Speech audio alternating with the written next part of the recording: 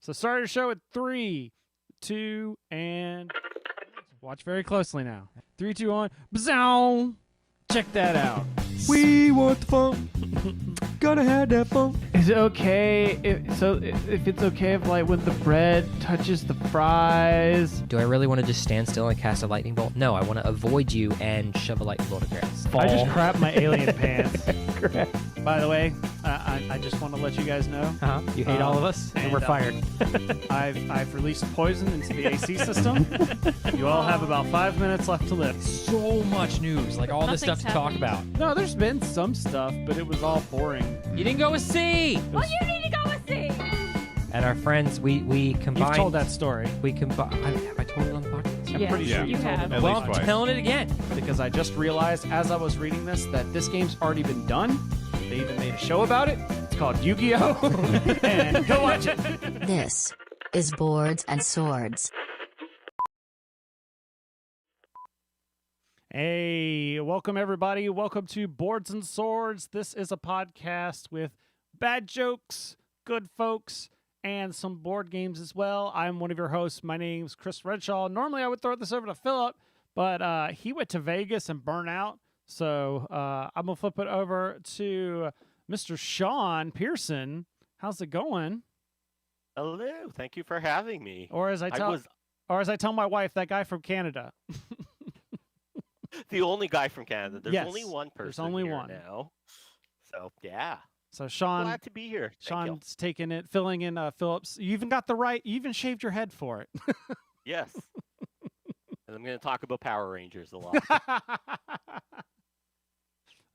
This is and like I'm usually the one that has to, or Philip's the one managing all the soundboard stuff. So I was like trying to time stuff right, and then I realized I totally didn't do the top of the show. Hey, you should go back for $1 a month at Patreon. Totally forgot to. Everything's on the whim, which you should. But anyways, but that means, let me see. What's the key for news? Which one did he do for news? Oh, it's in. That would make sense. All right, let's actually get into some talk here.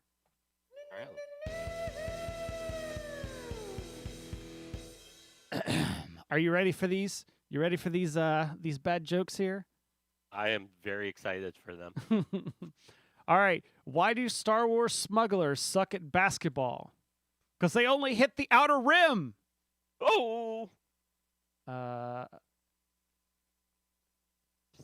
Sorry, I got it. This is Philip. That's Philip's job. So now I could do the bum. Yeah, there you go. Every time you do a bad joke. Fantasy Flight finally. So they kind of like teased this at the end of their what was it?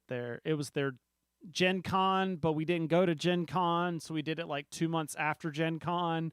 The in-flight report, that's the word for it. They just kind of showed off and was like, ooh, Star Wars Outer Rim, and then just like dropped the mic for some reason.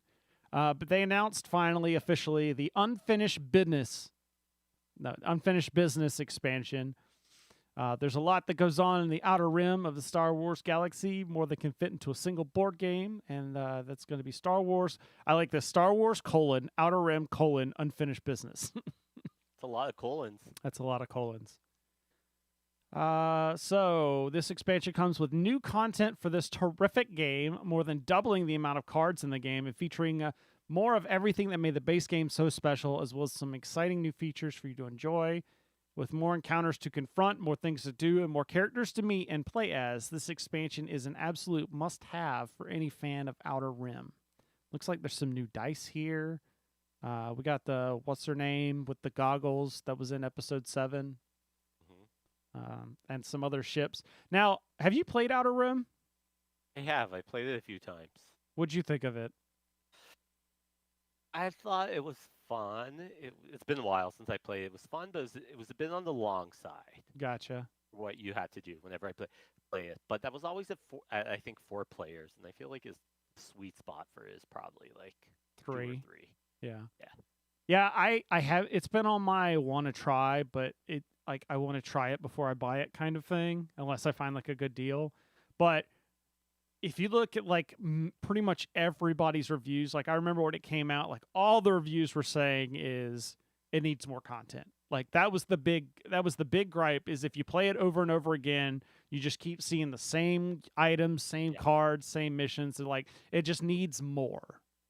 So hearing that it's going to like double the amount of cards in the game, that's probably, if you like this game, then you're probably really going to like this game now.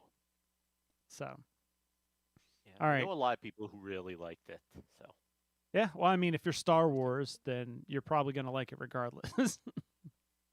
That's the thing. Yeah. I still have the Firefly board game. That's a good one. It's good when it's just long. That's another long one. Yeah. Man, if you discontinue a line of smoke detectors, have they been fired? Oh, I hit the wrong button. Dang it.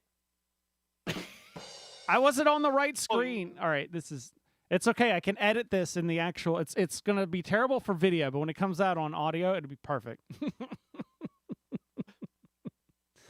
All right. I thought this was really neat.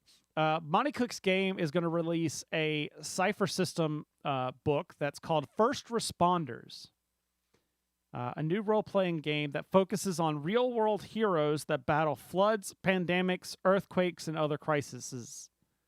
In this game, players will face real disasters as a first responder. That disaster can range from an apartment fire that's trapped the family living there to a truckload of nuclear waste. This book includes adventure content and new rules for adding mega challenges to Numenera and Cypher System games. I like the concept, but a part of me is like, I play games to escape those types of situations. Let's figure out how to get out of the pandemic. Yeah. Like, that's what I'm doing to escape that stuff. Not. But you've played the Cypher System. I think once or twice. Well, I know you've played once because you played in a game I ran. Oh, yeah, the vampire one. Yeah. Or the... vampire werewolf thing, yes. Yes. So I was like, I know you've played once. I think I played like twice. That was at Origins, I think. Yeah. Yeah. So, I honestly, I'd be curious to see what I don't know if I'd buy this book, but I would definitely want to see it and see what it adds. Because like I said, on the surface, it's kind of it's cool but weird concept for a game. But like I tell you what, the type of game that this would work is I mean, I say all that, but one of my favorite games to play, at least character creation wise, is those This Is the End apocalypse books, where it's like there's the different book. They're from Fantasy Flight. That were like there was an alien one, there was a zombie one where you play as yourself in that apocalypse. Those were actually kind of fun to play and fun to run. But yeah, so if you like Cypher System games, then you might like this. All right, I got into an Old West style feud, but I managed to use soap to distract them. They took me extremely literally when I said we fight at dawn.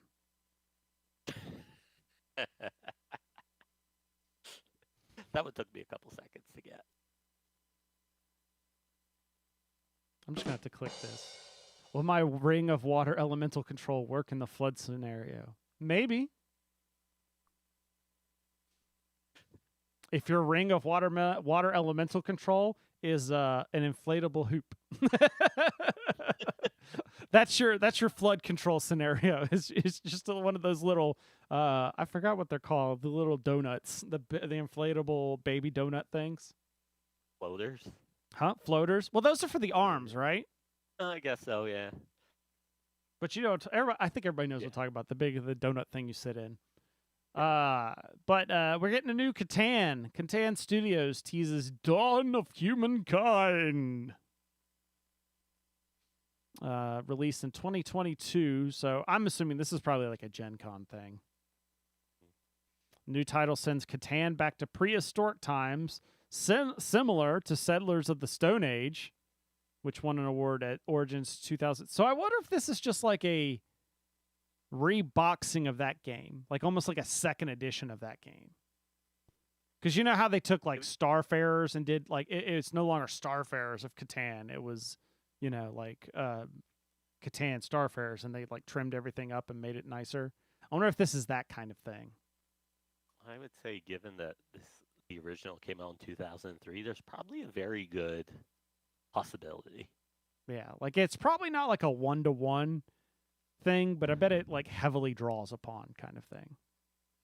I wasn't even aware that Catan went to prehistoric times in the past. I think I had seen Settlers of the Stone Age because, like, like sometimes I want to say like Barnes and Noble will have like their randomest Catans. Like I've seen like the Catan histories that's got like all the states of America on there, and like there's an I don't think it's an official Catan one, but they also I don't know if I saw it. I don't know where I saw it. But there's also Settlers of Canaan. That's the Christian version. Because, like, Canaan in the Bible, yeah. But, yeah, like, Catan, I've seen, like, some weird ones. So I think I've seen Settlers of the Stone Age somewhere before, but I've never played it. Are you intrigued? Are you entertained? Well, you and about 75% of the rest of this the rest of the people listening to this can probably like mute yourself right now because you're not going to like the next two stories. Just warning you, they're Games Workshop related. Okay, there wasn't a lot of good news that I thought would matter. All right, and Adepticon was this past weekend, and there was a whole bunch of announcements. So bear with me. Some of you might enjoy some of these. How do you get rid of people smoking? You kick their ashes.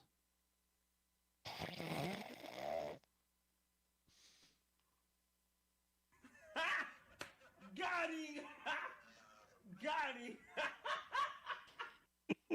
him! So there's a new Necromunda set coming out called Ash Waste. Even if you're not a GW fanboy, you might be interested in like Mad Max. Well, this is, this isn't 40K. This is Necromunda, which is a skirmish style game. So you only need like, it's gang warfare. So it's only like 5-6 minis. So you play, it's all on, the original Necromunda was all about like, you'd have these big hives because that's where the game takes place on these planet, like super cyberpunky kind of corporations theme stuff. With like corporate villages that span multiple towers, and that's what you would play the game on, are these big 3D maps. But now, Games Workshop has released details on the upcoming Necromunda Ash Waste, a new starter set for its tabletop miniatures game of futuristic gang warfare. The action moves out of the claustrophobic Underhive to the unforgiving deserts that surround the Hive's cities. Gangs not only have to compete with each other, but with inhospitable winds, rad zones, and hostile denizens. So you can see if I can get a picture here. Like, yeah, so it's like it's Mad Max but Warhammer. Yeah, it kind of sounds like Fallout. Yeah, with the way you're describing it. Yeah. Now, do you have to? I'm unfamiliar with Necromunda. Do you have to keep buying stuff? Well, it depends over and on over? it depends on if you like what you play. Like if you're playing the same gang warfare stuff or the same gang. Granted, I've never played the game. I want to try it, especially with all this coming out.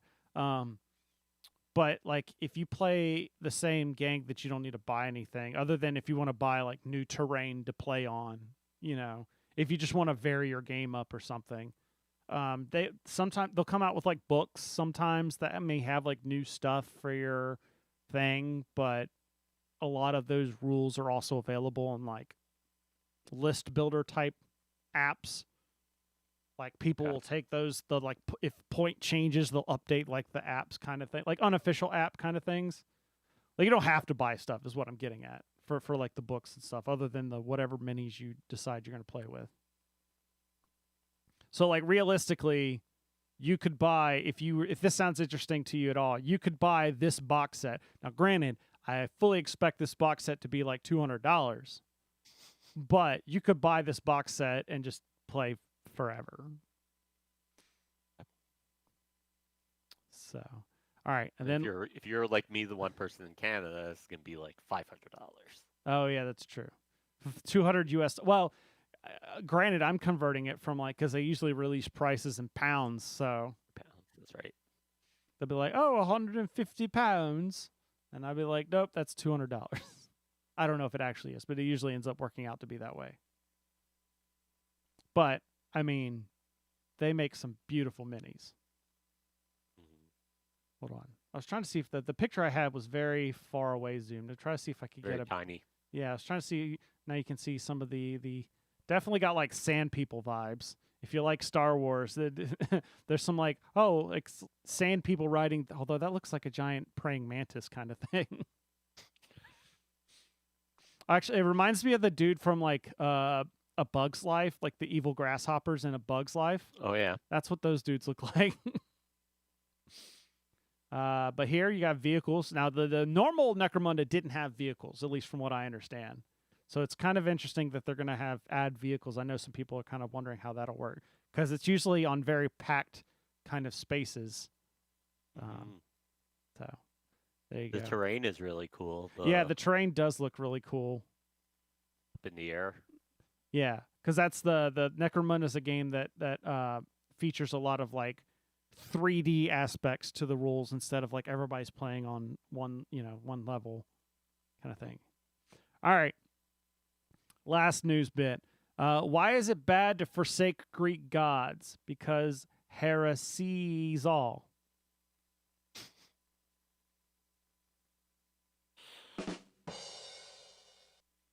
It takes me a sec, all right?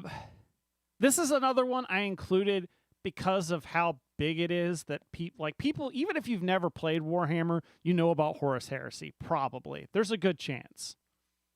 But Games Workshop has confirmed a new edition of Warhammer: The Horus Heresy is coming out. So Horus Heresy tells the story of the galactic civil war that occurred 10,000 years before the events of Warhammer 40K. So like it also has been called Warhammer 30,000 because that's the year it takes place in, is 30,000.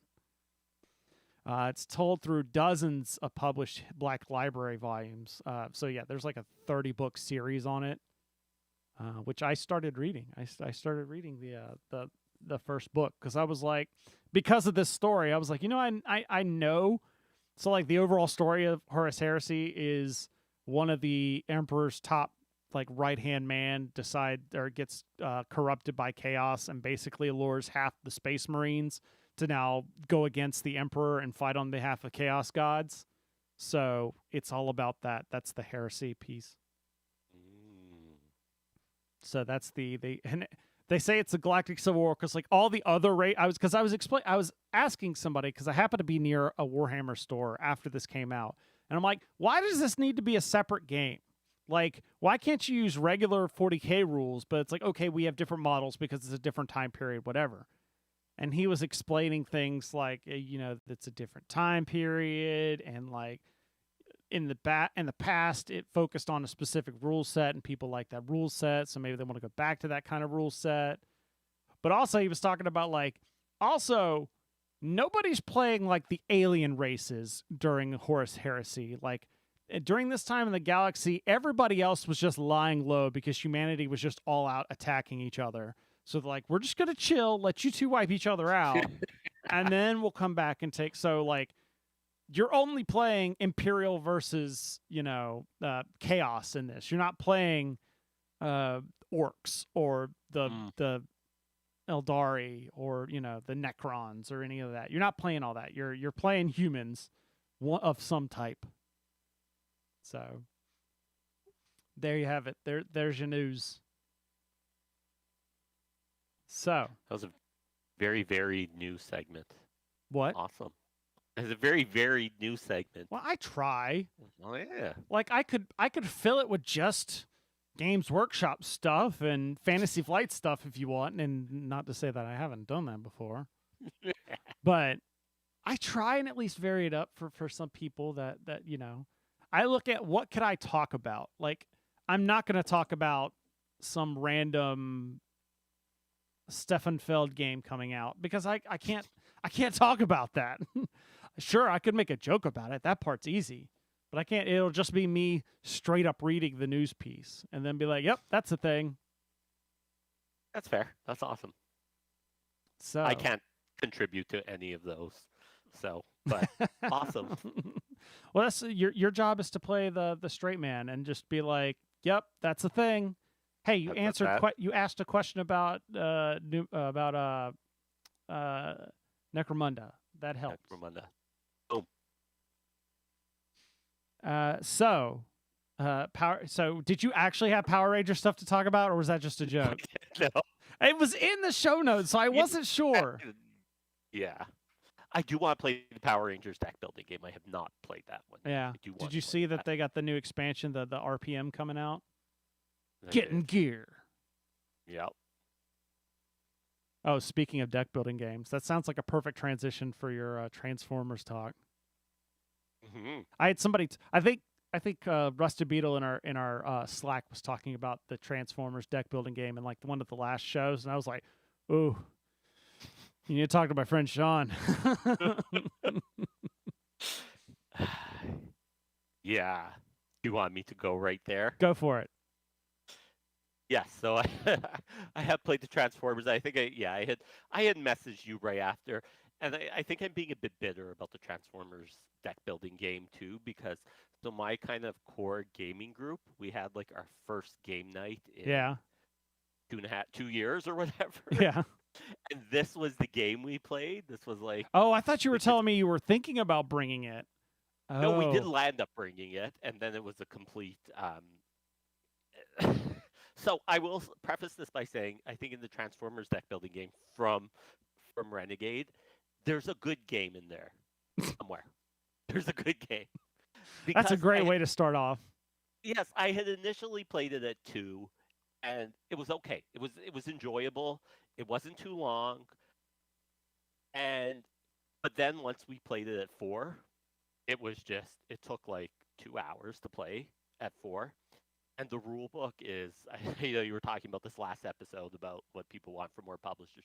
This was one of the worst rule books I have ever encountered. And I was warned before that not to read the rule book, to just watch a video, like how to play videos about it.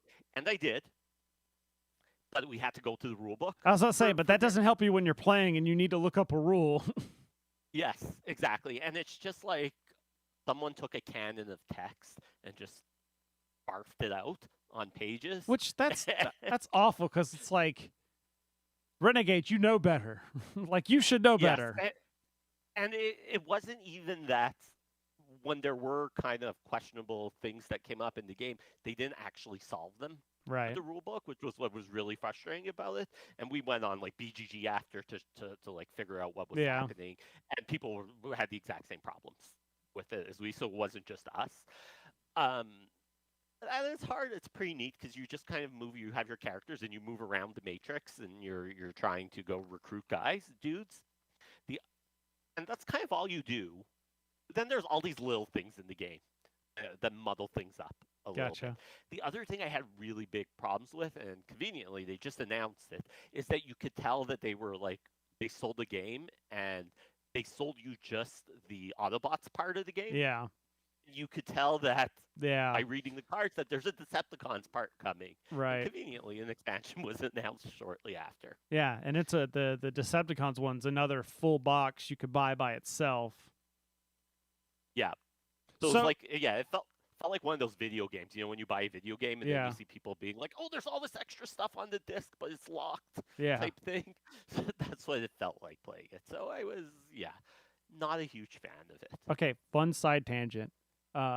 So I get a lot of retro stuff sometimes on TikTok, retro video games, and somebody was talking about how. So I know nothing about I know nothing about the logistics of this, but apparently the reason sometimes, like back in the day when most people were buying games on disc, you'd always see like people talk about hidden Easter eggs and just random files and stuff, because apparently you keep from having memory and disk read errors if the disk is full, instead of having like, if the game only takes up like a fraction of the disk and then you have all this empty space, there's the possibility of like either disk read errors or like memory issues and stuff like that. So that's why they would like they just throw stuff in there to just fill it up. Well, I forgot the game. I want to say it was like Crash Bandicoot or something like that. It was something. I think it was something big, where they realized the amount of space that was free was the exact amount to put the first episode of South Park on. So they just threw it in there. They had to like recall 10,000 copies before they fixed it. That's hilarious. Yeah, I saw. Again, granted, this is from TikTok, so take everything grain of salt. But, so getting back to the Transformers game, would the game have been? Do you think the game would be better if it had a better rule book? Yes. Okay, because like you said, Be... because then you mentioned on here that you had played the G.I. Joe deck building game, which I would assume would play I'm assuming that they're using a very similar system and kind of tacking on themes and special rules or something. The G.I. Joe one, though. So I did not read I did not read the G.I. Joe rule book, the G.I. Joe deck building rule book. I was taught the game. I was told the rule book is not good either. Right. Not nearly as bad as Transformers one, but I think Transformers almost has a bit of feature creep in it, that there's just a lot of these little things that just feel like they're in there for the sake. Whereas G.I. Joe, and G.I. Joe's an entirely cooperative game, so you're all working together to battle Cobra, right, and to do various missions. I like the feeling that G.I. Joe feels like you're actually a team and working together. Plus, it has this neat little stand that you put the vehicles in that you all have to kind of go in. Nice. Which for stuff like that, I'm a total sucker. That you put the cards in. But G.I. Joe just felt more smooth. It felt like an actual cooperative game. The game was built from the ground up as a cooperative game, whereas Transformers has both cooperative and against each other, and it feels like both of them aren't really very good. Whereas G.I. Joe, and G.I. Joe, it actually does feel more thematic. It like really feels like you're the Joes and you're going against Cobra, and you're just rolling. And it's more of a dice game, G.I. Joe too. So you have the deck building, but you also have lots of die rolling. Ooh, die rolling! I'm in. Yes, which really helps too. That actually gives me hope for the Power Rangers deck building game, because I would hope that that's more of a team-based game as well. I have not played that one. I'm unfamiliar with that, but I'm also wondering about the My Little Pony deck building game, which is coming out as well. Yeah, I was talking in we were talking about it in our Slack, where it was a little frustrating. I watched the opening to the Renegade Con where they announced all their things, and it's almost just like they took the same 4 products and just stamped different themes on it. Like, okay, we're going to talk about Power Rangers. Here's the box board game with minis. Here's the deck building game. Here's the RPG, and there's a character journal coming for your RPG character. All right, now we're going to go to G.I. Joe. There's the big box miniatures game. There's the deck building game. There's the RPG. And by the way, we're coming out with a character journal. Like, now when they went to the Renegade Originals game, and there were actual like different board games in there, but it's just like, guys, they're paying a lot for this IP. So yes, like I get it. It's just, maybe there's a better way of like presenting this stuff. Like, maybe you present it all together as, here's this one system and here's what we're doing with it, then try and make it sound like, oh my God, we've got this grand game coming out. Oh, it's just the other game with the new theme on it. Yes. I don't know. Totally understand. Yep. If I knew better, I'd probably work for Renegade or something, if I had a better idea. So, well, it's funny that you talked about having your game group and playing for the first time, because well, I know Canada's different as far as how the pandemic's gone, but we had been, our group for like Arkham and stuff had been gaming, and then as it got close to the holidays, numbers went up, and we stopped gaming in person and that sort of thing. So, okay, March comes around, numbers are finally back down. Cool. So we can game now. No. See, now everybody's out of their house and they've gone places. So like Fair. we haven't had any meetups because everybody's been gone. Either they're like a couple of them have they decided to take a pottery class at a nearby art place. You know, some went to go visit family. I was out of town one weekend, so it's just like, nope, there's been no game nights. I did manage with a separate group. I finally finished a campaign for Marvel Champions. I finished the Thanos campaign. Those are definitely, there's something. It was always weird because people always talk about like Marvel Champions is better like 1 to 2 players is how they say, and if you look online, people are like, oh, I would never play this game at 4 players. That's how most of my Marvel Champions is played, is like we had like a group of 4 people that we just get together and play the game. And probably because of the dynamics of that group, it was never a problem. Like, we all were having fun. Yes, the games were longer, but we were having fun. These last couple scenarios, they definitely, granted, there was a lot of, like, chat, and we were eating food and snacking and you know, tangenting, but they were definitely, like, 3 to 4 hour games. So... I'm shivering the thought of a 3 or 4 hour game of Champions. A game I would never play it for, ever. See, like I said, I was having fun. I didn't mind it. It's just the problem is the number, like, you know, you're looking at, you know, like Loki's got like 80 something health, and you're just like, gosh. oh man. So how now that you're finished the Thanos campaign, how did that one compare to? Why? That's the only one I've ever completed, so I don't know. Oh, see here, I thought you went in order. No, it was more of we wanted to start a campaign, and that one had just came out, and so we were kind of all excited to try it out. Gotcha. I think not this Friday, but the following Friday is when Sinister Motives comes out, and that one I may jump into solo just because I'm excited with the. I'm not a big Spider-Man fan, but just the way that the characters in this one, they've got me excited. The Spider-Gwen, who's Ghost Spider, which I'm glad they actually gave her a name that's not Spider-Gwen, because that always bothered me. Like, I'm assuming the comics call her Ghost Spider as well, because it was like, well, her name can't be literally Spider. Like, I know the comic book is titled Spider-Gwen, but that would be kind of obvious if it was like, hi, my name's Spider Peter. Like, huh. You're not doing a great job with your secret identity. Yeah. Hi, I'm Bat Bruce. That proof sounds pretty good, actually.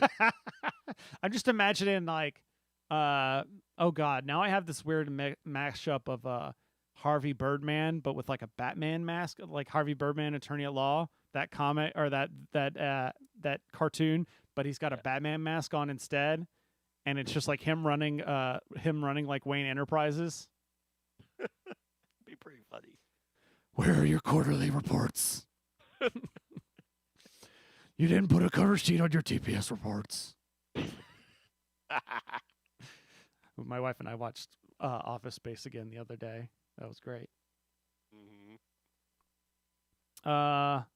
But unlike me, you actually played a RPG. I did, yes.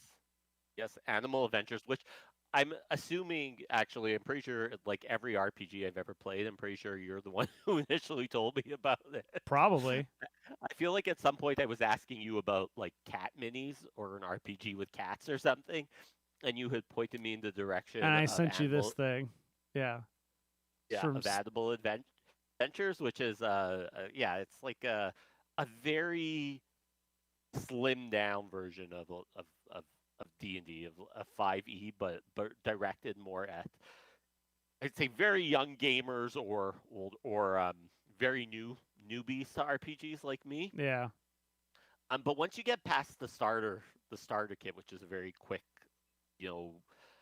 very basic thing that doesn't even have like saves and things like that. It's just ability checks for everything, I think, in it. Once you get into like their latest Kickstarter or their latest release was Animal Adventures Secrets of Gullet Cove, which is like a pirate setting, a coastal pirate setting, which is really neat. And they really delve into kind of it becomes a lot more like D&D with that, but obviously with cats and dogs for everything. Yep. But what's neat about it is it's not just, it doesn't feel like they're just making a bunch of animal puns with it. It's like everything in the game, from the magic powers to the characters to the NPCs to the towns, everything feels like it was kind of created with cats and dogs in mind with it, which is really neat. And it really, I've played this with a whole bunch of different kids. Not that I have a whole bunch of different kids. I just picture you. Hey kids, do you want to play Kids an RPG? I can play my RPG. Want to role play with me? No. But in my professional life, I have the opportunity to play like RPGs with kids, and it's been a huge hit. And not even so much getting into like the RPG, like the D&T nature of it, but more so just kind of like the world building that it does. Which, coming from like the starter set, which is like a flimsy little thing, getting right into just all the different. So I didn't. All the different. I didn't know that they. It's really fun.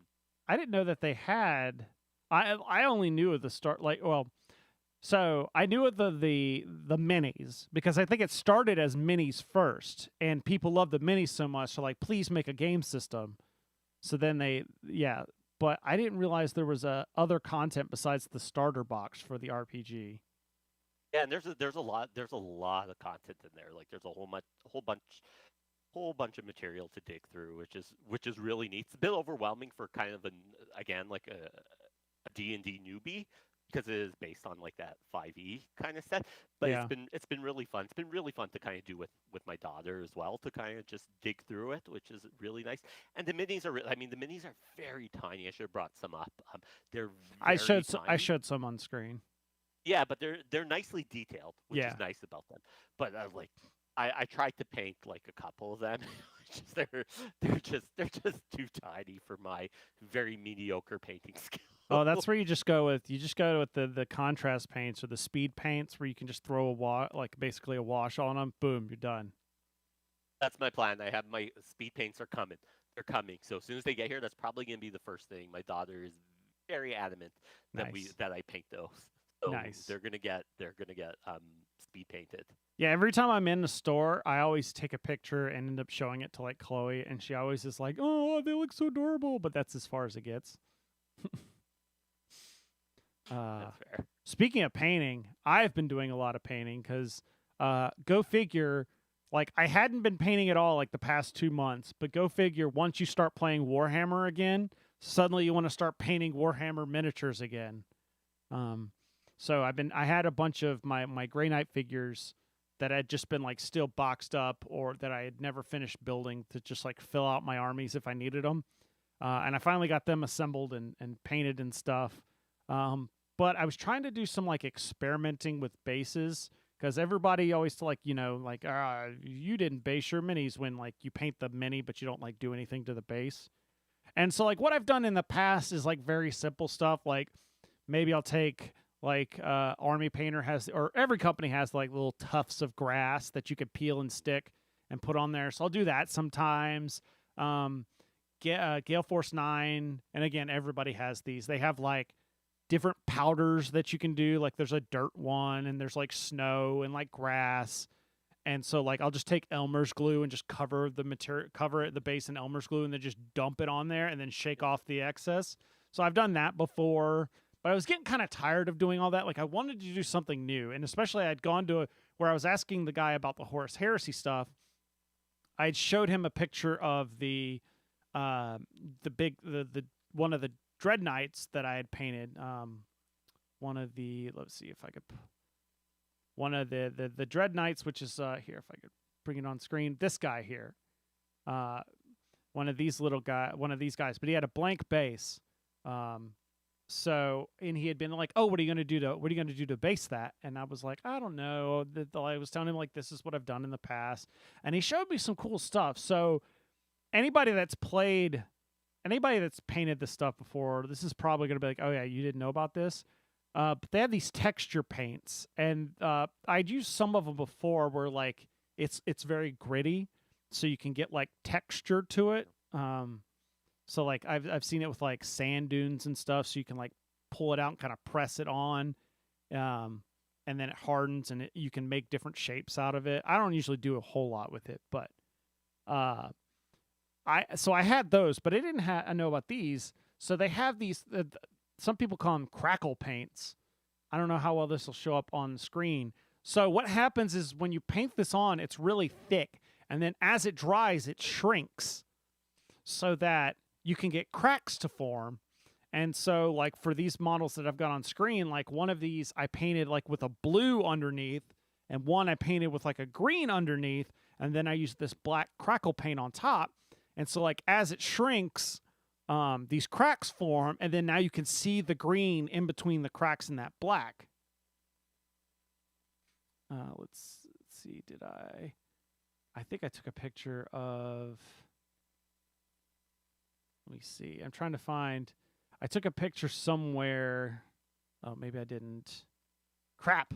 I thought I saved the picture. I took one of because I did one the Dread Knight the Dread Knight that I was showing. I was trying to find it because I did a really cool technique with that one. Just trying to find it real quick.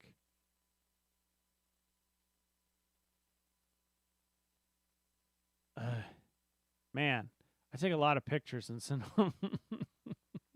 I send out a lot of pictures. Ah, here we go. I found it. Let's see if I can. Let's see. All right, here. Yeah. So I don't know how well you can see it here, but like I took this as like a dune, so I painted it like brown underneath. And then I even attached a couple of like excess parts. Like I took a sword and broke it in half, and then like some heads, and like there's a cannon in the back somewhere. And then kind of like painted the stuff on top, so it kind of cracks on top, and it gives it this kind of deserty kind of that kind of post-apocalyptic kind of look to it. Yeah, it's neat. Yeah, Cool. So. And then I was pulling up. I showed you the base here. I tried something new again today because I was like, I want to do snow. And I tried using the snow stuff I had, where you just like I do the glue and then you throw the snow on it and then just shake it off. But on this large of a base, I couldn't get a thick enough layer. It was like sprinkled basically through it, but the glue would dry and you'd still see the base through underneath it. So I saw I was doing some Google searching, and this website talked about how it was the website of the Gale Force 9 of the stuff I had, and they're like, don't do it in that way. Instead, take like a container, dump the Elmer's glue into that, then dump the powder into the glue and stir it together, and it becomes this like paste. And then you can take the paste and like just dab it all over and see, now you can see like I've got these like and then you even sprinkle some more on top and you get these like patches of like ice kind of thing that look, it's so cool. It is really neat. That's awesome. Yeah, so I've just been experimenting with different things that way. Because I finally got back to playing Warhammer, but there's not a lot to report on that one. I played 3 games and lost 2 of them really badly. And the one I did win,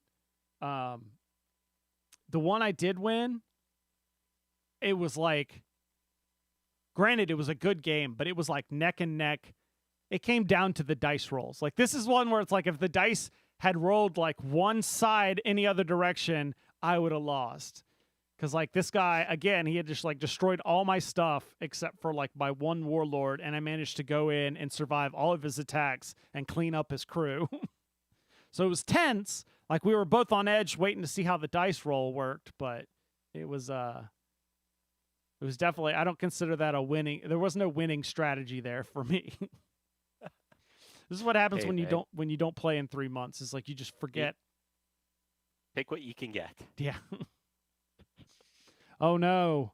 Hoser 40K is saying the problem with the snow stuff is that it starts to turn brown over the years. Uh-oh. Well, maybe that won't be so bad. It just won't look like snow anymore. It'll just look like dirt. It melts. Yeah. Hopefully, because I like to do a clear coat of matte, with some sort of matte varnish on top, maybe that might help. I don't know. Again, if I'm playing it long enough for it to go brown, then I guess I've gotten my That's money's worth. So, That's true. but yeah, so that's a good point. Is I need to talk about Patreon, patreon.com/boards and swords. If you'd like to support these shenanigans, you can go back for $1 a month. You get access to all of our bonus bit stuff, even at that $1 a month level. You can back more, but you don't have to. Last week I did custom puns for Lance because he had paid for those. I don't have any this week because I still have people that, even over the years, have still never sent me the games they want me to make fun of. Maybe that should tell me something. But so $1 a month, you get access to our bonus bits. I don't know if I'll have to get. I don't know if it. I feel like we're gonna have a lot of stories when Philip comes back, or when I get Philip on again to talk about his Vegas trip, and that'll definitely be bonus bit material. I don't know when that'll be. If I get him on the microphone for this week's episode, or if it'll be like the going along with next time. But I know at least at the end of this, Shaun and Lisa are going to talk about Moon Knight, at least for a little bit, because that just dropped today. It's the benefit of moving to Wednesdays. Got the benefit of Moon Knight coming out now. That's true. But with that, we'll get into our last segment here. And I'm going off of that list of things that people have sent me, topics they wanted to hear hear us talk about. So this was best games to go. So like I took this as a couple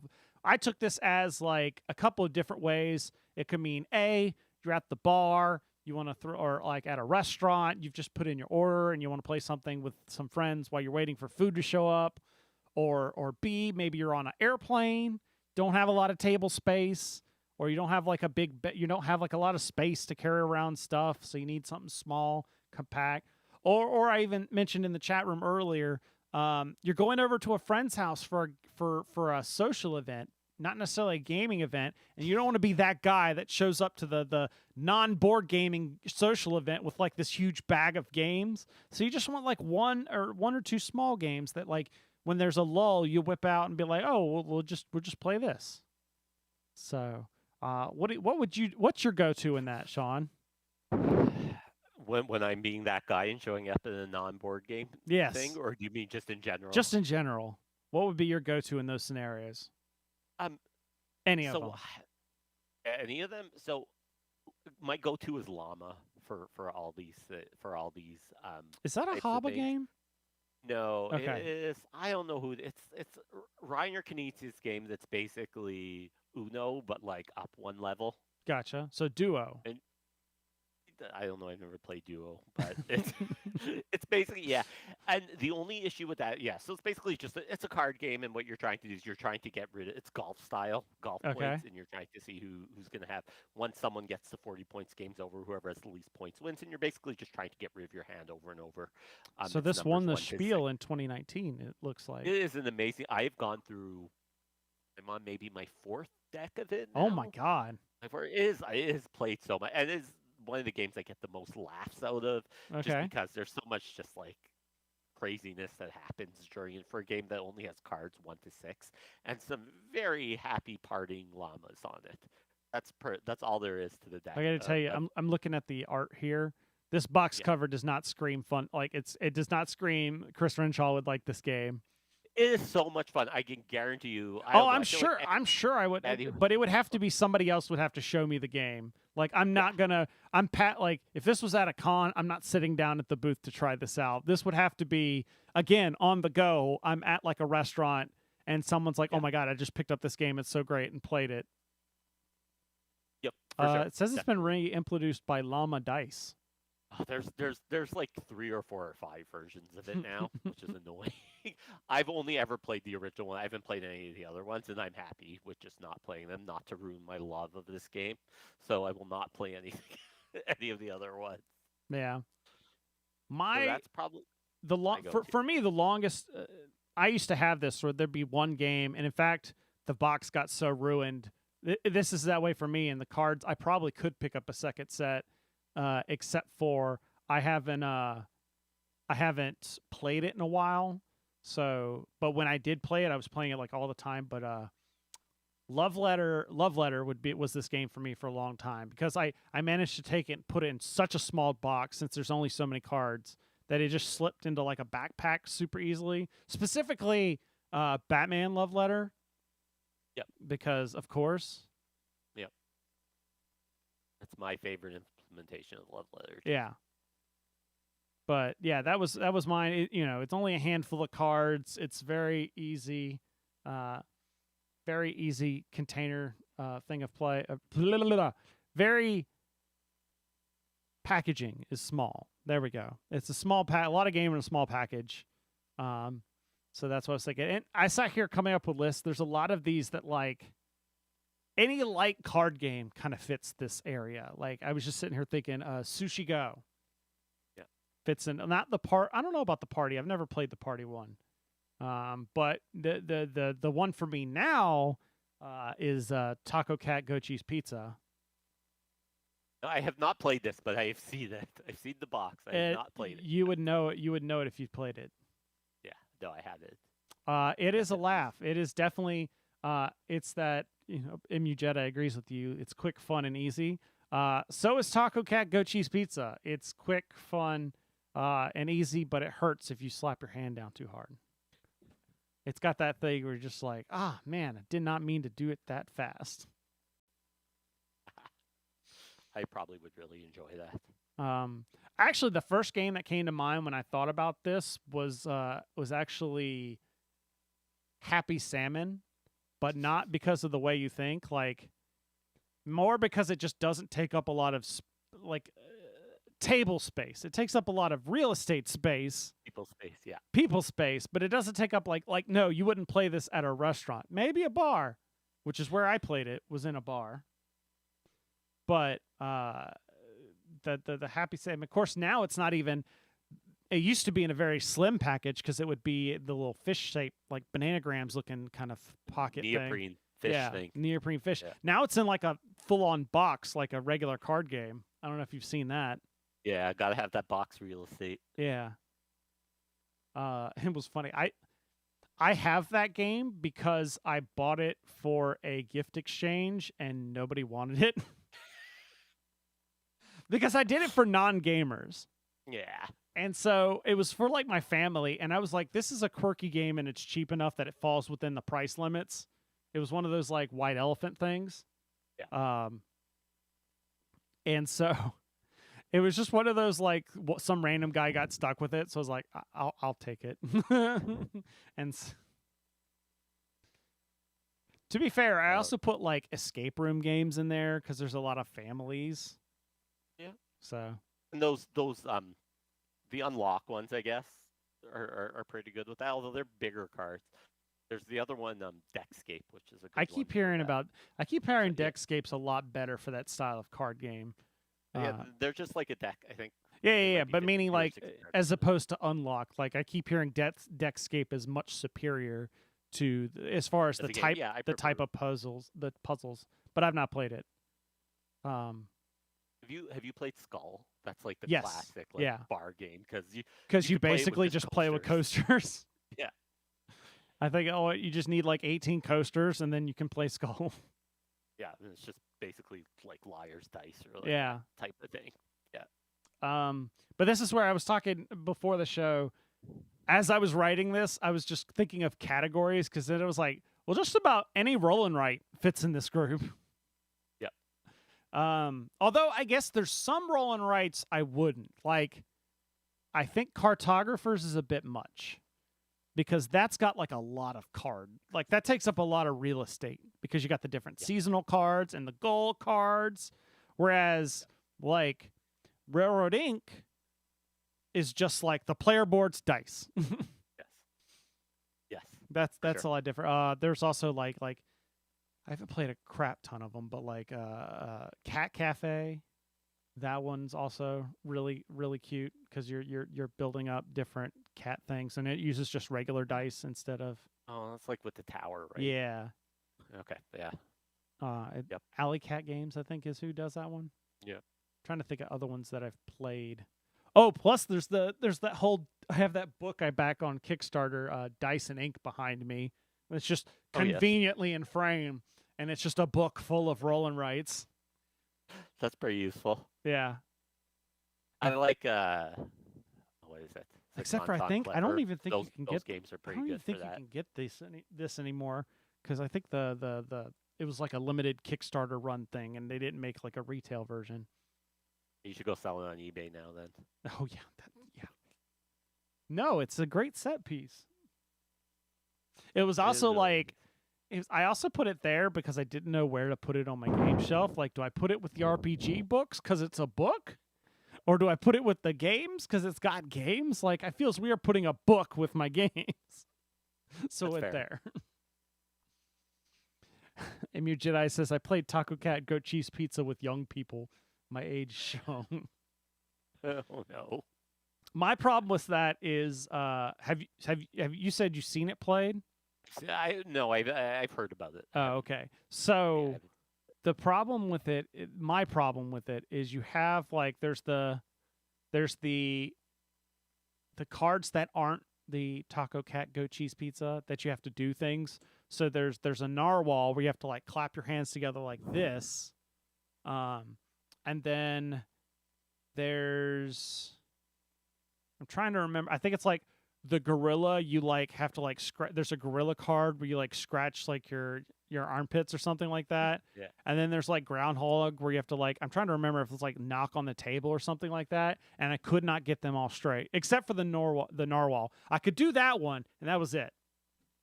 I couldn't get any of the other stuff. Like I kept doing the opposite of the one. You have to do it before other people do it. So what? Is that how Yes, it works? because what happens is you have to do the thing and then slap the deck, and whoever's the last one to slap, they're the ones that's out and takes all the cards.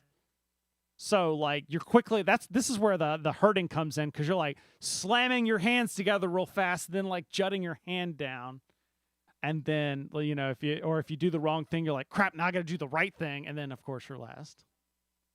I could see why the younger you are, the better you are at that game. Yeah, but it's also the older you are, the funnier the game is, That's true.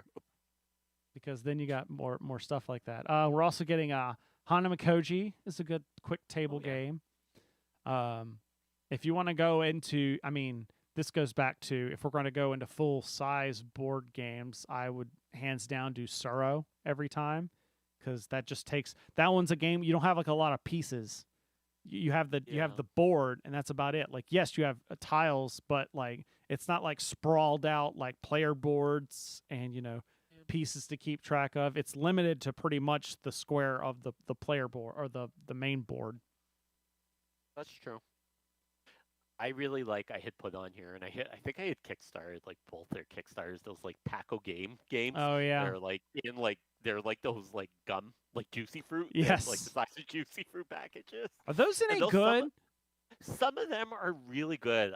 I think I have it open here. There's one in particular Us I really like, which is like a tile laying one. I think that's the one I keep hearing about. That's the best. Really good, and I usually just really like letter games. I can't remember what the letter games. They all have like three letter names for them, but the letter one, I think it's SHHH, is a lot of fun too. So those ones, and then there are those what's that company that makes? Yeah, like you talking about that reminded me of Button Shy. Like if we're getting back to the small packaging, those basically wallet-sized game, and it has like 18 cards or whatever, and that's the game. Then there's also what's the company? The Japanese company. Oh, Oink. Oink. All the Oink games. Yeah. They come in basically like cigarette packs. That's like the size of the box there. Some of them take up a lot of real estate. That's true. Deep Undersea, underwater Deep Sea Adventure? Like, Deep Sea Adventure, yeah. It's like a whole thing. Like you can't, even on the table at a restaurant would be hard to do it. I mean, it's possible. That's where I played it, was again in a bar. Not my favorite, but I know a lot of people enjoy it. I think my favorite Oink game, I got to go to a Fake Artist in New York. Yeah, mine too. Yeah. But then again, I haven't played a whole lot of Oink games are the ones I need to play more of because there's a lot of good ones. Yeah. So you got anything else, or is that the good place to Yeah. So Good if you place. let us know what you think, feedback at boardsandswords.com, especially if we missed something or even a category, because I'm assuming there's probably like a big category. People are like, oh, you didn't mention zombie dice or something. Zombie dice is great. Forgot about zombie dice. Zombie dice is great unless you have the original packaging that zombie dice came in. In the cup? In the cup. Or is it- yeah. Because my That's what I problem have. was always in the cup because you would shake it and the bottom would always fly out and the dice would go everywhere. Because that's like the top and the bottom weren't sealed, so you know, like I guess I could have back when I had it, I could have super glued the bottom shut. That's probably what I should have done. But yeah, that would always happen. Is you take someone, they wouldn't like people that had played the game, they would put their hand on the bottom and you would shake it. But like you'd always have people that they would just put their hand on the top and shake it, and just poof, they go shooting out the back side of it. So all right, there we go.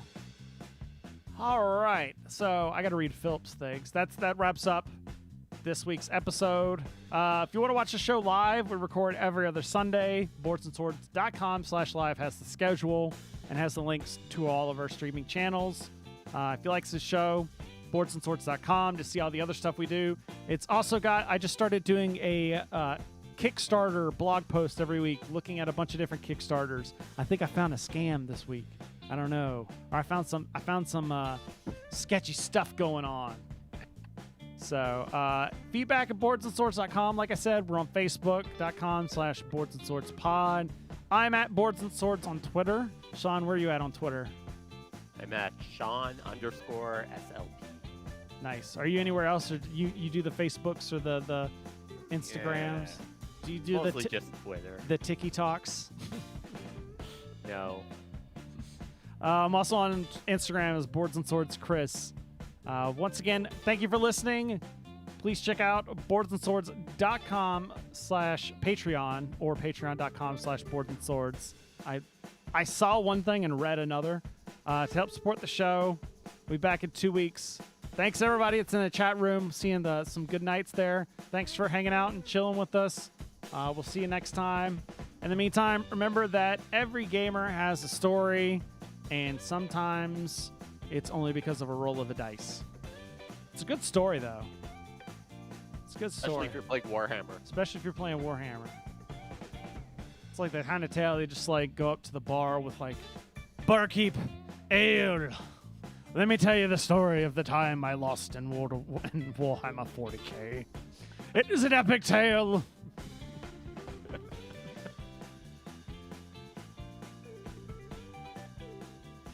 And see, unlike Philip, I actually know to like fade the song out.